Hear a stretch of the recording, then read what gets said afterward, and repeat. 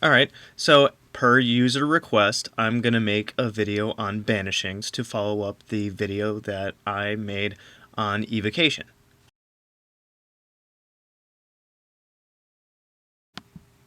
So what does it mean to banish something? Speaking in a magical sense, banishing means ridding the area around you, be it a home, a car, or a dorm room, of any negative entities. There are several ways to do this. You could use stones, herbs, spells, wards, witch bottles, or just take precautions and don't do magic. Or, my personal favorite, the Banishings in the Necronomicon.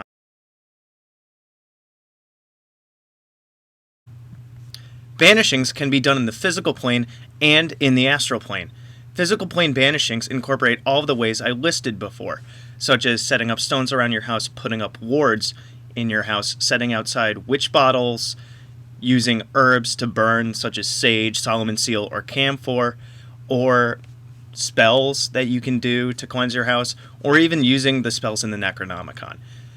Astral plane banishings involve astral travel through meditation to the area that you want to cleanse, and using your astral sight, you can see the negativity or negative entities that are there, and you can use any type of energy work or even recitation of spells or chants to dispel the bad energy and banish whatever negativity is there.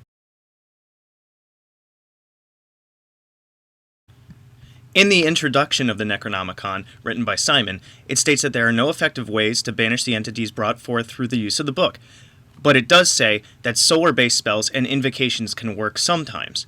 I believe this has to do with the Necronomicon's magical system being planetary-based, with the gatewalking associating itself with several heavenly bodies, from the Sun out to Saturn, and it includes our Moon, and the Sun Zonai, Shamash, being associated with eliminating evil forces.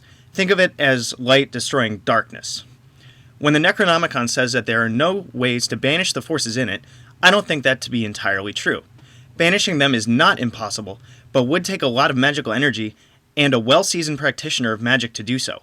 In my previous videos, I've discussed how I was haunted by things both before my using the Necronomicon and after, and I can tell you that the banishings in the Necro, which I have recited at various times when I sense spirits or negativity around me, have worked. So let's get into the banishings in the Necronomicon itself in the Magickology text.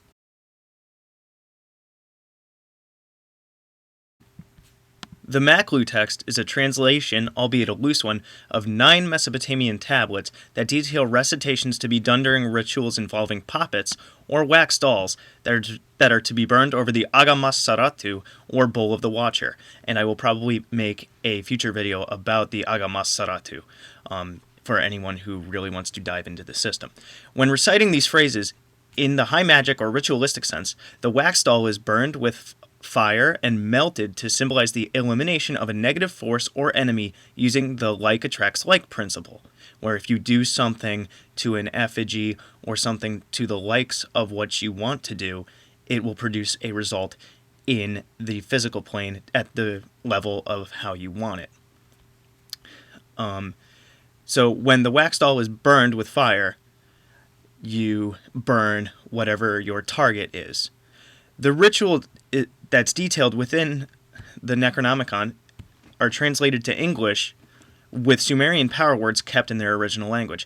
In the low magical sense, however, or magic without the ceremonial component, the spells can be chanted, read once, whispered, or yelled to disperse negative entities and negative energies. Some examples of the Magickology burnings are the exorcism of the crown of Anu, when the practitioner is in danger, the conjuration against the 7 liars in wait, which protects the practitioner from the principal 7 Anunnaki demons, the exorcism Bara Edinazu to protect a ritual space, or the exorcism Dingir to be used with any unruly spirit, mainly for use if one of the previously stated banishings does not work. I myself have recited the exorcism Bara Edinazu to protect myself when I saw a shadow entity, and after I chanted it, the area that I was in became clear and it felt a lot lighter. There are also 2 exorcism chants if you encounter a possessed person, and an exorcism specific to night demons if you wake up in the middle of the night and feel entities. I believe that the exorcism against night demons has something to do against the Zastur and Lilitu that are detailed in the Aurelia text, because those are akin to succubi and incubi, and those things are supposed to show up at night. Of course, you could have the nighttime sleep paralysis when you wake up and you can't move your body. Those are associated with incubi and succubi, and the chant specific to night demons could probably help against that.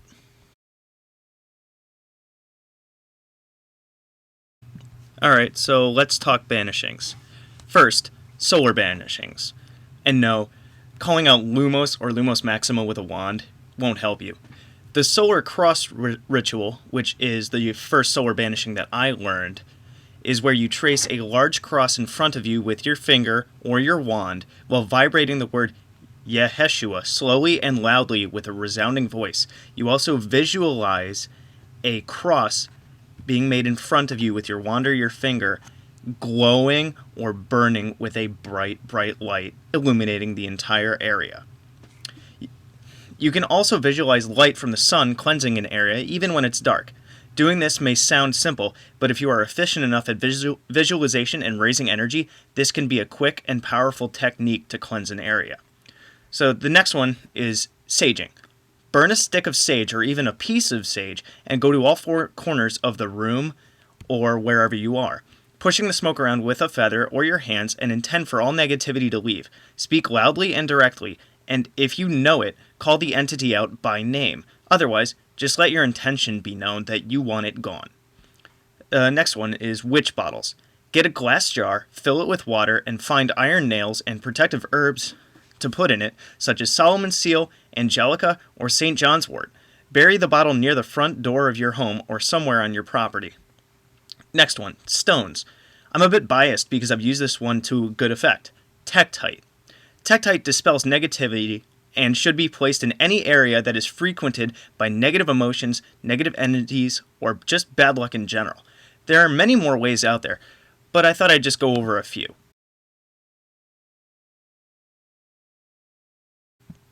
To end this video, I say be wise about where you go, what magic you use, and be careful with any negative entity or energies you encounter. If you are truly in danger or scared, contact someone who knows what they're doing before trying to handle a threatening spirit yourself. You might get hurt and not have any defense against what's coming at you. There are many pagans out there that know a thing or two and are willing to help, such as myself, or go to your local church or temple for assistance if you are threatened by what you may not be able to see. Like and subscribe to my channel for upcoming videos on the Necronomicon and the spiritual world that exists alongside us. I have other videos in the works detailing the Watcher of the Necronomicon and the different types of spirits and demons that you may run into while practicing magic.